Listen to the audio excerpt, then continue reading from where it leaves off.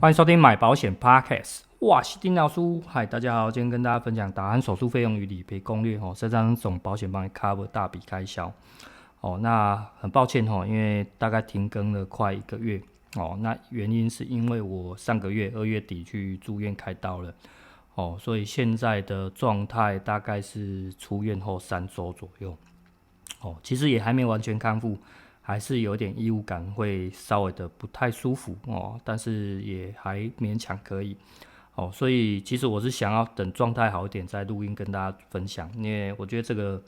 这次的理赔跟这次的事故，我觉得蛮值得拿出来做讨论的啦。哦，OK， 那也抱歉让大家等这么久。那因为这个事件，我觉得整个会拖蛮长的，那我可能会分2到3集。陆续跟大家做一个分享，这样子。好，那原则上我们今天大概就我的病例这个实际的状况去做一个讨论的话，因为还没有理赔，还没结案所以能分享的很有限所以包括一些原因，可能现在还不方便透露那等一下会就我的诊断书跟我们的商品条款做一个讨论跟一个分析这样子。那先看我的这个诊断书好了诊断书里面其实医生开的这个病名是打鼾、鼻中隔弯曲还有非由性的鼻炎。OK，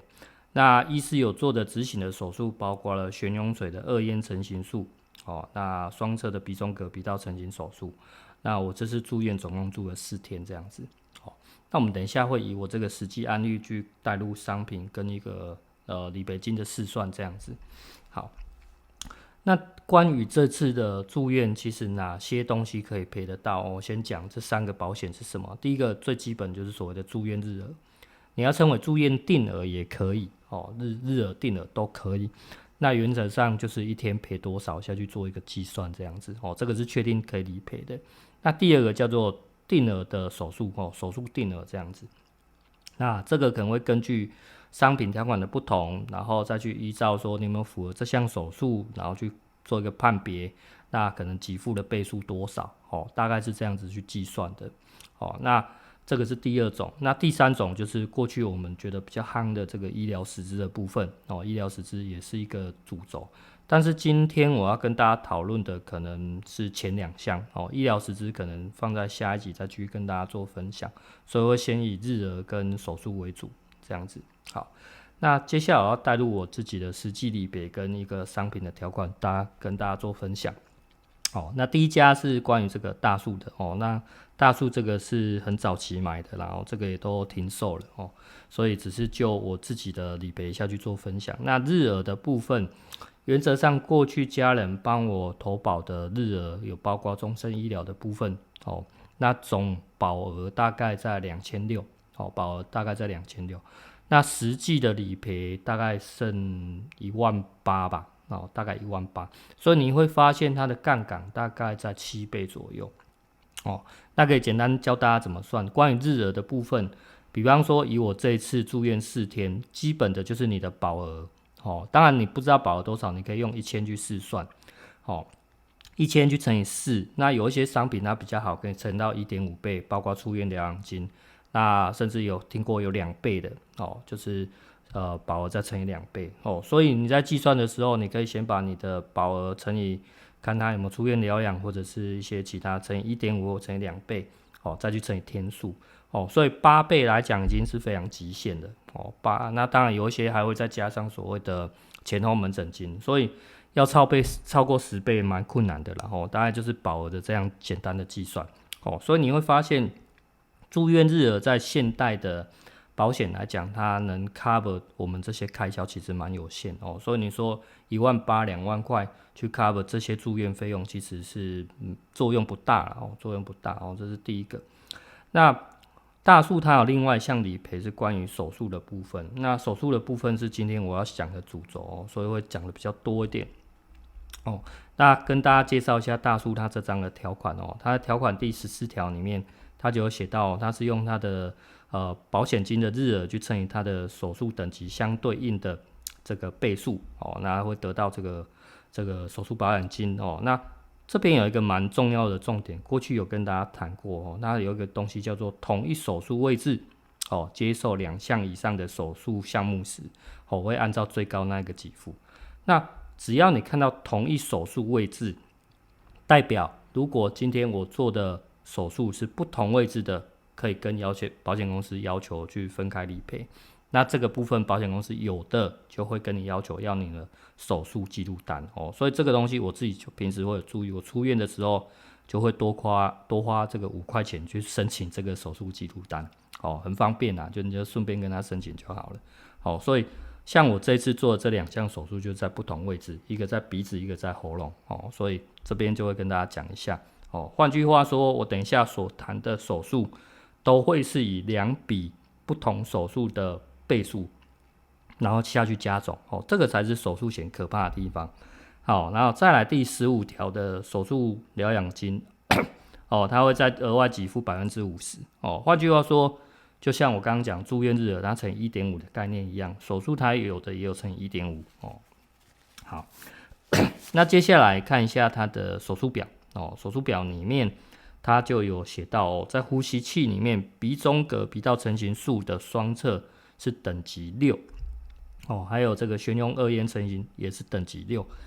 那等级6对照下来它的给付倍数是多少在它的另外一个手术项目给付表里面，等级6对照是30倍30倍那这边等一下计算给大家。那另外这张条款里面因为很早期啦，所以它的手术项目表都是用比照或者是做协议的以前并没有所谓的227这样子OK， 那这一个大数的理赔倍数怎么计算呢假设我们一样用保额我们保额大家如果不知道，一样都带入1000就好了保额1000，然后乘以多少30倍，那有几个30倍？2个，所以你变成30加30等于变成是60倍了那60倍之后你还要再乘以什么？刚刚我们讲的手术疗养再乘以 1.5， 换句话说光这一个手术险可以赔到90倍有没有很惊人？所以你用1000去试算的话就已经有9万块了所以好的手术险它的杠杆倍数是非常大的，相对我们前面讲的，就算你的日额的保额住院日额保额2600，它配出来可能不到2万块落差会非常的大会讲这些金额是因为这个已经实际理赔下来，所以敢这样跟大家讲那等一下后面的一些其他的条款我会用一个初估的一个计算跟大家说明所以这个是在于日额跟住院日额跟手术定额很大的一个差别所以手术险它有办法 cover 到很大笔的开销，只是大家有没有去注意到它的条款跟它的倍数的而已。OK， 好，那接下来第2章会跟大家介绍这个也是过去我买的阿龙的手术险纯手术险这个就比较简单了，在它的手术表里面就有写到第2级的手术那包括什么鼻中隔还有我们刚刚讲的悬雍垂都是30倍，换句话说30加30总共拿了多少？保额的60倍，就是这么简单的计算而已，就是这么简单的计算OK， 好，那接下来跟大家分享第3章第3章这个也是我自己有买的那去年还是前年有跟大家分享过这个阿联的纯手术险阿联的纯手术险里面一样可以去看它的手术项目表，在它的第322项跟399项就有这2个鼻中隔的跟悬雍垂的这2个，它的等级是多少？等级5。手术等级5，我们再来对照它的给付表等级5代表20倍所以20倍简单来讲20加20是40但是这个时候大家不要忘记，我说阿联这张很好的地方，因为它有额外加成。条款第7条里面有写到如果是在住院手术保险金，它需要再按照这个再乘以 1.25 倍所以大家可以去算一下，40再乘以 1.25 大概就是50倍咯所以保额50倍，虽然你看到这个条款第7条它一样有写到什么227，可是它有因为这样不赔吗？也没有反而它的理赔是更明确的它的理赔是非常明确的。所以手术险好在它的理赔不像实支，有一些保险公司可能会恶意不赔，或者是说怎么样，这个东西是我们没办法控制的，但是手术的倍数是非常明确而且是可控的就是这样子所以在阿联这一张以现在还能买到来讲这个是限售商品还能买到来讲，我目前觉得50倍已经是现在业界的天花板了啦。那等一下我们会再介绍其他家跟大家继续做分享。再来第4张是我自己也是有买的这个阿球的终身手术终身手术。那终身手术它其实也是一样有所谓的227。那这边补充一个前提，我刚刚前面有跟大家讲到大树的什么同一手术位置，我讲的每一张，现在讲的每一张都条款的前提都是同一手术位置所以如果你看到其他的条款它不是同一手术位置的记得直接忽略它，那可能就没有你想象中那么理想在理赔上就会有落差。好，那关于阿球的这个手术险，我们一样来看一下它的倍数它的倍数在这边鼻中隔鼻道成型双侧是给9倍，然后二咽成型是给10倍所以你会发现这个倍数已经小蛮多了，总理赔大概是保额的19倍而已所以这一张就算阿球赔我也了不起19000所以金额不是很大，跟前面的50、60倍落差就很大所以这个是终身手术险有一个比较可能你的保费你成本会高一点，但是你的倍数未必那么漂亮会在这边那 OK， 那因为前面4张都是我现有已经有投保的商品，那我也会去回顾一下说哪些商品是以前的手术险不错，但是我自己可能没有买到的。我们来看一下，这张是远源的手术险远源的手术险在这边的话，它的这个手术表里面鼻中它写的是鼻中隔鼻道成型术，但没有什么双侧单侧，它就是等级5。当然会有几个很像的，什么像鼻中隔造型术、鼻中隔鼻成型术但是名字都不太一样，然后说大家要注意一下它等级也不同。那关于二咽成型，它是等级6等级6，所以等级5跟等级6对照一下给付表会是10倍跟6倍10倍跟6倍，所以你会发现远远的它不是1年定期的吗？照理来讲应该赔得更好，结果没有所以它只赔了16倍，所以好险好险我没有买到它，所以我觉得还好，这也算庆幸OK， 那再来下一家是去年4月刚停售的这个小鸡人寿之前跟大家分享过小鸡人寿的手术险我当时也觉得不错。那我们对照一下它的给付表的部分给付表的部分一样在编号322跟399的部分都是各20倍都是各20倍。换句话说，如果我当初除了阿联加码这一张之外，我还有加码这个小鸡人寿的话我多拿了40倍，但是我没有拿到因为当初觉得说可能挑性价比比较高的，那现在来讲可能会觉得有点扼腕就这样子小鸡人寿赔的也不错。最后一家第7家跟大家分享，这个可能大家会最近比较夯啦，但是对我来讲我觉得它因为它是有日额加手术，那它有没有这么必要性呢？我们等一下来看一下它的这个在它的给付里面我们先看一下这个阿球这张 M 版M 版，因为它日额加手术，那在它的计划别里面，我们要先去确定它的手术倍数怎么算它的算法不算倍数，之前有跟大家讲过，你的日额的15倍刚好是它的外科手术的定额，所以你的保额要先乘以15，再去乘以它的手术表里面的 percent 百分比这样子所以不管多少先乘以15再说那关于这2项鼻中隔，我有问一下阿球，他是用这个一样是第一项 60% 鼻中隔的黏膜切除啦，因为它这个项目有点少一个是 60%， 那选用二咽成型这个就很明确 95%， 所以大家简单乘一下保额的15倍再乘以 1.55% 不是 155% 的话应该会落在23到24倍23倍多。可是我前面有讲它还有日额日额还要再加几天，我住院4天，所以要加4倍所以在这边大概是在27倍多所以你会发现它没有227，它有配的特别好吗？其实也没有，因为它倍数不高倍数真的不高所以再买这一张，所以你可以根据你的需求到底要不要购买自己去选择所以这个是今天要跟大家介绍这7张那接下来我想就这些商品的整理跟大家分享一些大观念跟我自己的想法这样子。第一个，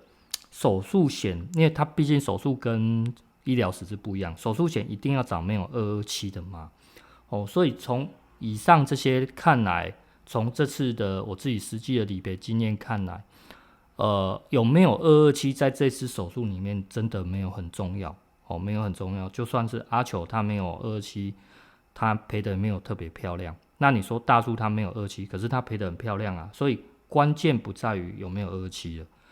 关键不在于有没有227，而是这一张手术险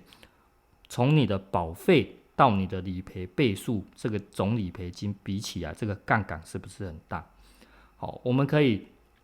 其实从大树这张里面就非常清楚我再举一个例子因为大家对这227非常有很大的迷思，就是说，因为我几个月前我去开那个包皮腔手术那包皮腔它有没有在大树的理赔？有。那它的理赔金多少？因为保额只有1000块嘛，所以它理赔金大概就是3000块、4000块的而已。所以你今天就算你买了一个没有227的，你为了这些处置项目想要多赔一点，但是它的倍数就是这么的低。你说它的这个开多大的，其实我觉得非常有限啦。就算给你30倍，了不起也3万块，可是你那个手术可能非常非常的金额非常的大，这个3万块，我觉得也不见得是有帮助到什么。所以有没有227，我觉得就手术定额来讲不是关键，不是关键。那关键是什么？关键是你的手术表里面都有列这个倍数，这个倍数这个杠杆到底是不是可以帮助到你 cover 这些开销的？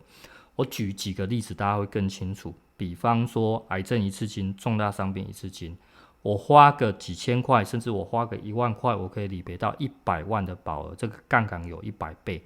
是不是可以 cover？ 是不是你要的？再来，比方说医疗实质，这个是大家最耳熟能详的就这样。我今天花个3-5千块的费用买一个医疗实质，可是我可以 cover 到我的住院日额，不是住院的杂费、住院的花费，可能30万、40万、50万，这个东西杠杆是不是你要的？懂我意思吗？这个杠杆的倍数是非常的高的，所以换句话说，为什么我们渐渐的不太推崇终身险，就是这样，因为它的我们讲的成本会比较高，所以你的杠杆其实相对的效果没有这么的好。这个东西是我觉得在手术险一样的，你要的是这个杠杆，而不是有没有227这个是第一个跟大家分享的。那第二个东西是经过了这一次的手术，毕竟你看我不管你说，因为大树不是我自己购买的啦，所以后面包括我买到阿龙跟阿联的，这两个的倍数都非常的好。那阿球的终身手术险，讲实在话就是一个实验性质的，因为它的保费非常的低所以实验性质，但是它并没有赔得特别漂亮，所以未来我可能比较不会倾向再买终身的。那经过这一次，我会不会想要再持续加码手术险？我告诉大家会，一定会。为什么？因为你可以发现，从这几次的理赔里面，手术险其实占我非常重要的一个理赔金。从过去我在做大肠镜胃镜的这一块，其实它的理赔金就已经占比高达6-7成了。所以它的理赔金是非常非常的漂亮的。那不管是你说这次的手术也一样所以那甚至我会扼腕说我去年没有买到这个小鸡人寿的那所以接下来我也会去思考说我可能有没有哪一些是我可能还可以再买的如果有机会的话还可以再买的所以在这一块简单跟大家分享一下我的手术险在这一次如果我自己出估啦，大概它可以理赔，如果全部顺利的话，大概有将近到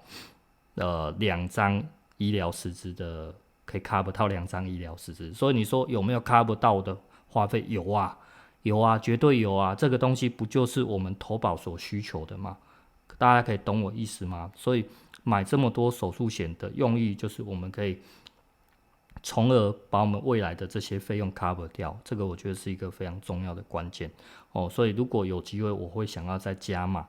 加码。那当然理赔金高，我也会愿意拨一部分的金额再去做一个投入投入再去做投保这样子这个是跟大家分享的。那有没有找到比较好的这个东西是第三题跟大家继续做分享的。其实我在当然理赔还在跑啦，那当然我在试算跟大家分享这一集之前，我就在思考说那过去的这些商品有到60倍甚至现在还有50倍的，那有没有其他跟像小鸡人寿差不多也有40倍的也不错？确实有找到类似的商品限售商品。可是呢，这种东西因为它是纯手术险，注意其实我自己买的都是纯手术险，我不太喜欢再额外加日额因为加日额我的成本就变高了所以纯手术险其实就像去年分享的，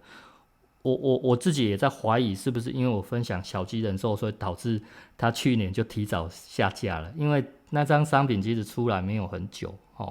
那纯手术险它并没有太多的投保限制，也没有什么加速的限制所以在这一块我接下来就会很珍惜，因为好不容易找到几个商品是觉得纯手术险蛮好的，然后也很适合在加码的。那依据这个我们现在讲啦，医疗险的稀缺性，大家在规划医疗实支，大概也顶峰也大概就这样，30、40、50万也大概就这样子了所以我们也不太可能再去拿医疗实支去 cover 其他的东西就是能增加大概就是从纯手术下去做增加。那也以防说今天公开了之后同业都知道，那讲真的这东西很容易被玩坏因为大家持续的加码持续的购买的话，那真的可能很容易就爆掉了所以在这边的话我就不会公开做分享那原则上告诉大家，因为在投保纯手术险还是会有这个我们讲主约成本在，那我自己的预算如果比方说我找到2张纯手术险不错的，那我可能预计会再加码，可能一张大概在成本都在1万块左右所以大家如果说对这个东西其实前提是大家也认同我的这个理念这个想法的话如果你真的很需要想要投保这个手术险的话，那我现在的做法是说，第一个当然我对于我的会员会比较照顾，所以我的会员可以主动来跟我免费的索取这个手术险的方案，那我也会提供适合他们的去做一个斟酌，那要不要投保就是在他们个人，那斟酌的把这个纯手术险的这个产品这个组合就是低调的分享因为我觉得这个东西就是我也不想害保险公司有很多，因为我发现不管是之前分享阿球还是哪一些商品都造成人家停售也不太好啦所以还是大家可以去斟酌的使用这样子，但是前提是你认同我这些，而且你也有充足的预算我讲过，所以大概一张大概1万2万都跑不掉所以我自己的估计至少要再投入2万的保费这样子所以大家有这样的想法跟认同感的话，可以在私底下跟我做询问这样子那尽量啦，因为我觉得好商品真的就是要现在来讲我比较跟过去不太敢是我觉得这些好商品真的是要好好珍惜不然真的很容易被玩坏，不太好这样子好 OK。那原则上今天就跟大家分享这些如果你喜欢这一块的手术险，然后你的做法跟操作手法也跟我比较雷同的话，那欢迎大家来跟我做一个询问 OK。那今天这一集就到这边，那我们下一集会再继续谈这个医疗实支的部分那后续这个应该会分成2、3集啦 OK。那记得按赞订阅分享开启小叮当，大家再会啦，拜拜。